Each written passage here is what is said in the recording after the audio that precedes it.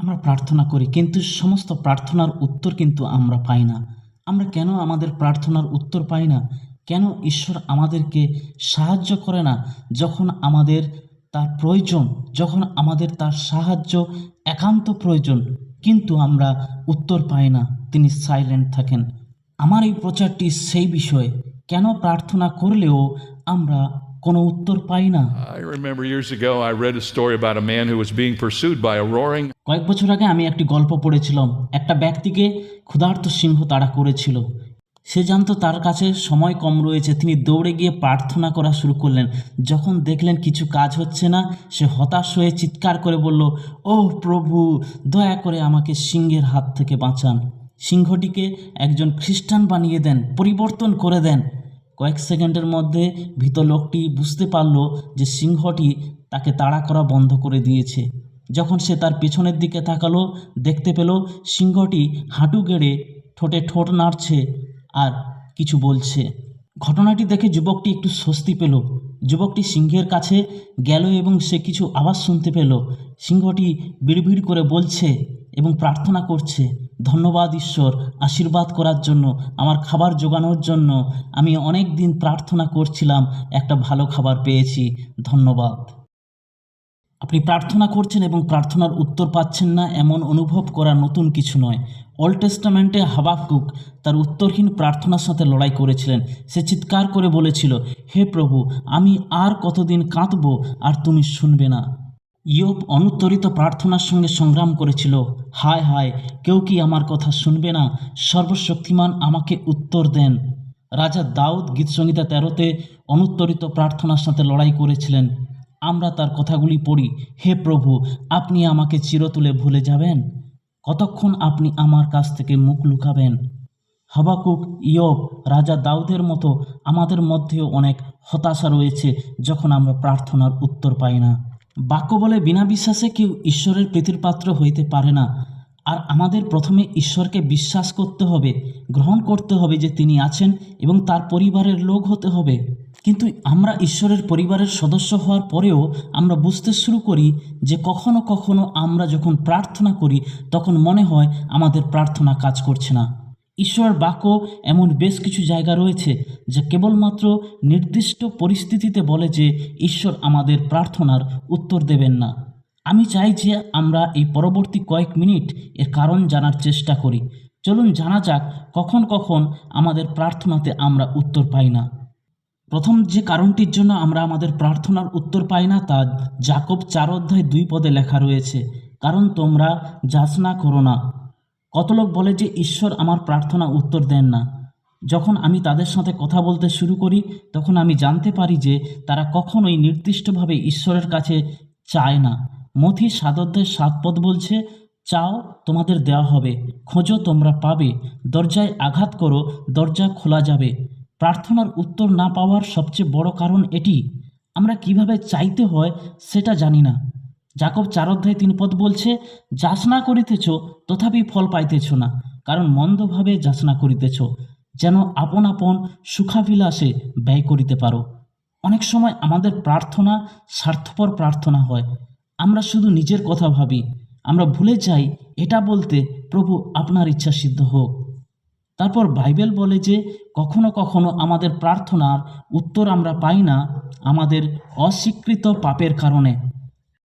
বাইবেলে অনেক এইরকম বাক্য রয়েছে। গীতসংহিতা 66:18, আমার অন্তর যদি অধর্মের প্রতি আসক্ত থাকতো তবে আমার প্রার্থনা প্রভু শুনতেন না। হিতোপদেশ 15:29 বলে, প্রভু দুষ্টদের থেকে দূরে থাকেন কিন্তু ধার্মিকদের প্রার্থনা শোনেন। হিতোপদেশ 28:9 বলে, যে বিধি ব্যবস্থা শোনা থেকে কান ফিরিয়ে নেয় তার প্রার্থনাও ঘৃণ্য। যেসাইয় 1:15 বলে, প্রার্থনার সময় যখন তুমি তোমার হাত প্রসারিত করবে আমি তোমার কাছ থেকে আমার চোখ আড়াল করব। তুমি অনেক প্রার্থনা করলেও আমি শুনতে পাবো না, কারণ তোমার হাতে রক্তে ভরা।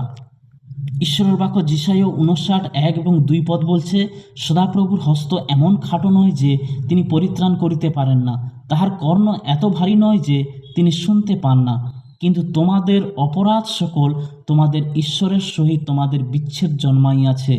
তোমাদের পাপ সকল তোমাদের হইতে তাহার শ্রীমুখ আচ্ছাদন করিয়াছে। এই জন্য তিনি শুনেন না। প্রথম পিতর 3:12 বলছে, কেননা ধার্মিকগণের প্রতি প্রভুর দৃষ্টি আছে, তাহাদের বিনতির প্রতি তাহার কর্ণ আছে, কিন্তু প্রভুর মুখ দুরাচারদের প্রতিকূল। যারা খ্রিস্টের অনুসারী হিসাবে মন্দ কাজ করে তারা প্রার্থনার উত্তর পায় না। যারা তাদের জীবন অস্বীকৃত পাপকে আশ্রয় দিয়েছে। আবার একবার সেই গীতসংহিতা 66-18 ফিরে যান, পড়ুন। যদি আমি আমার হৃদয়ে অন্যায় বিবেচনা করি, লক্ষ্য করুন বলছে, আমি যদি পাপ করি তবে প্রভু আমার কথা শুনবেন না।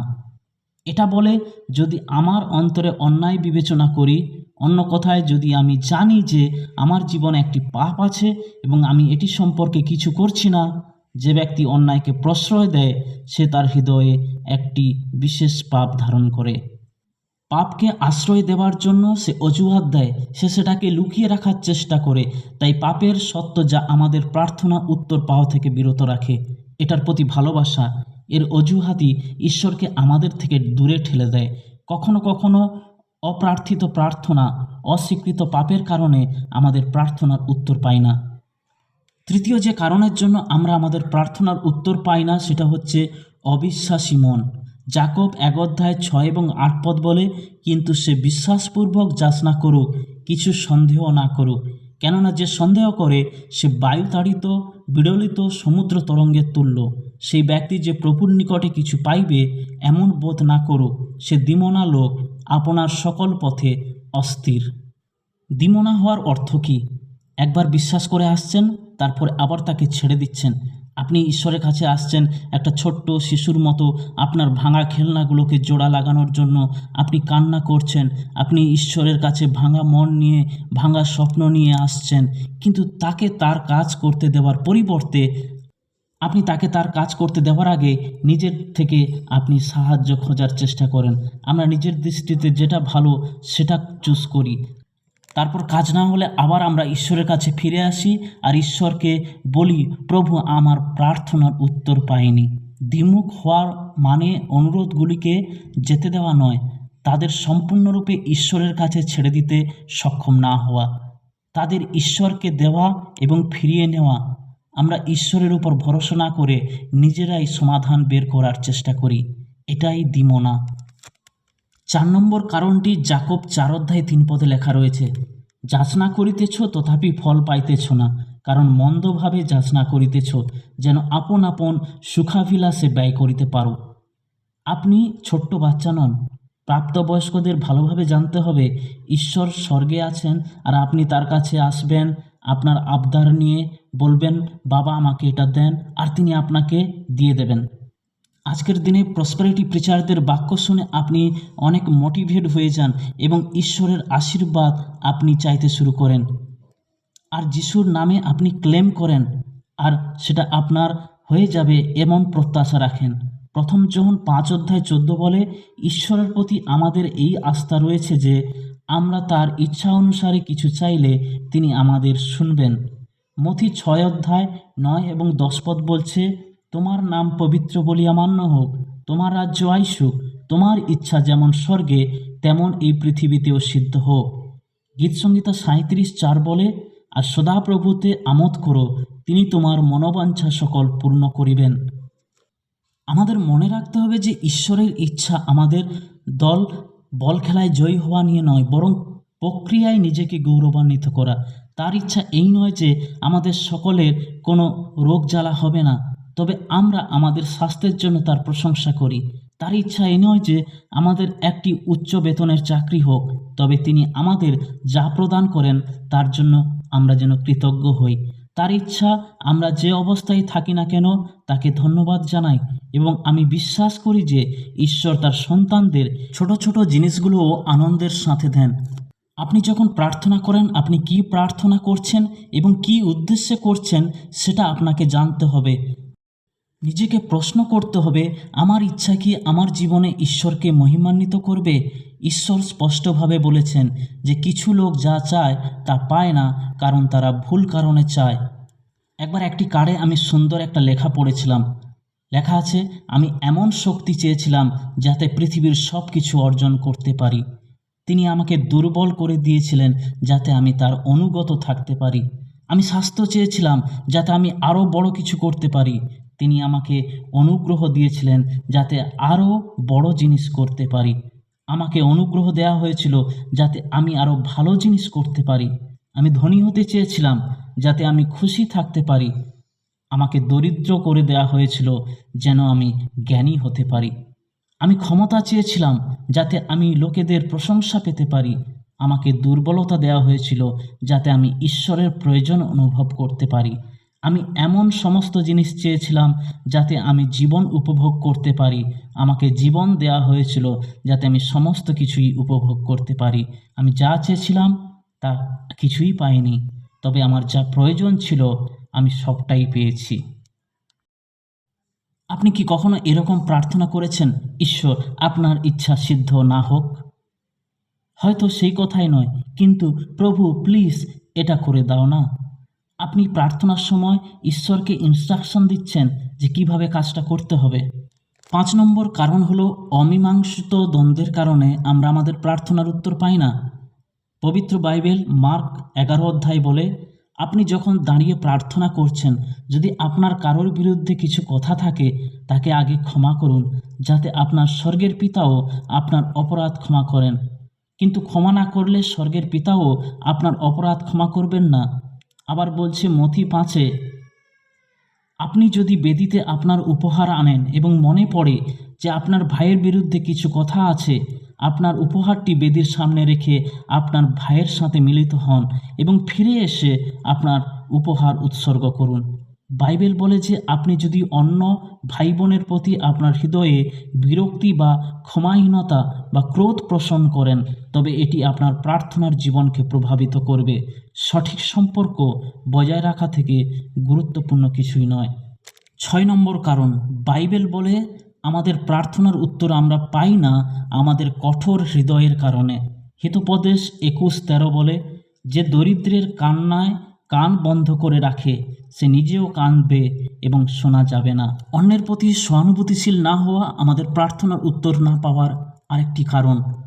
আপনি যদি একটা সহানুভূতিশীল আত্মা না হন, আপনার মধ্যে আপনি যদি একটা হৃদয়হীন আত্মা পুষে রাখেন, আপনার জীবনে ঈশ্বরের অনুগ্রহের দরজা আপনি নিজেই বন্ধ করে দিয়েছেন। ইব্রিয় পুস্তক তার 13 অধ্যায়ে বলা হয়েছে, উপকার ও সহভাগিতার কার্য ভুলিও না, কারণ সেইরূপ যজ্ঞে ঈশ্বর প্রীত হন। আপনি ঈশ্বরের কাছ থেকে দয়া অনুগ্রহ পাওয়ার জন্য প্রার্থনা করছেন, কিন্তু নিজে আপনি অন্যকে দয়া করেন না, করুণা করেন না, ক্ষমা করেন না, তাহলে কি করে আপনি আপনার প্রার্থনার উত্তর পাবেন? তাহলে কিভাবে আপনি প্রার্থনা করবেন? আপনার প্রার্থনার উত্তর আপনি কি করে পাবেন? প্রার্থনা এবং ধ্যান আপনাকে সাহায্য করবে। আপনি ঈশ্বরের কাছে ঐশ্বরিক জ্ঞান এবং বোধ শক্তির জন্য প্রার্থনা করুন। মনে রাখবেন যে ঈশ্বরের পথগুলি আমাদের পথের চেয়ে অনেক উচ্চতর এবং আপনার জীবনের জন্য তার একটি ভিন্ন পরিকল্পনা বা সময় থাকতে পারে। ঈশ্বরকে বিশ্বাস করুন এবং মনে রাখবেন যে তিনি জানেন আপনার জন্য কোনটা বেস্ট। এমনকি আপনি যখন এটি দেখতে পাচ্ছেন না, অপেক্ষা করুন। অপেক্ষা করে থাকা এটা চ্যালেঞ্জিং হতে পারে, কিন্তু এই সময়গুলি আমাদের ধৈর্য ও ডিসিপ্লিন গড়ে তোলার ক্ষেত্রে একটা সুন্দর সুযোগ দেবে। মনে রাখবেন যে ঈশ্বরের সময় নিখুঁত, এমনকি যদি এটি আমাদের ইচ্ছা বা প্রত্যাশার সাথে মিল খেতেও না পারে। প্রার্থনা করতে থাকুন, তার নির্দেশনা খুঁজতে থাকুন, তার বিশ্বস্ততায় বিশ্বাস রাখুন। ঈশ্বর বিলম্ব করছেন মানে এই নয় যে ঈশ্বর আপনার প্রার্থনা ফিরিয়ে দিয়েছেন, না, এমন নয়। কিন্তু সময় আসছে আপনি আপনার প্রার্থনার উত্তর পেতে চলেছেন। হ্যাঁ, আপনার ইচ্ছা অনুযায়ী না হতে পারে, কিন্তু তার ইচ্ছা অনুযায়ী আপনি আপনার প্রার্থনা উত্তর পেতে চলেছেন। শুধু আপনি ঈশ্বরের কাছে তার ঐশ্বরিক জ্ঞানের প্রার্থনা রাখুন, যেন তিনি আপনাকে সেটা বুঝতে সাহায্য করেন। ঈশ্বর তার বাক্যে আপনাদের সকলকে অনেক অনেক আশীর্বাদ করুন। আমিন।